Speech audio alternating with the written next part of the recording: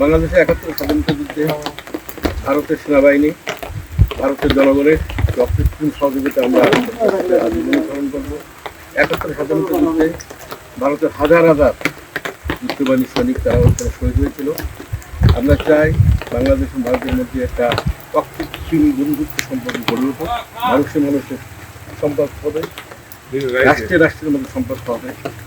এবং আমরা ব্যবসায়ী, আমরা চাই উভয় দেশের মধ্যে একটা সুন্দর ব্যবসায়ী পরিবেশ, যারা আমাদের এই ব্যবসা বাণিজ্যের মাধ্যমে আমরা উভয় দেশের মানুষ আমরা তাদের অর্থনীতিতে আমরা ভূমিকা রাখতে পারি।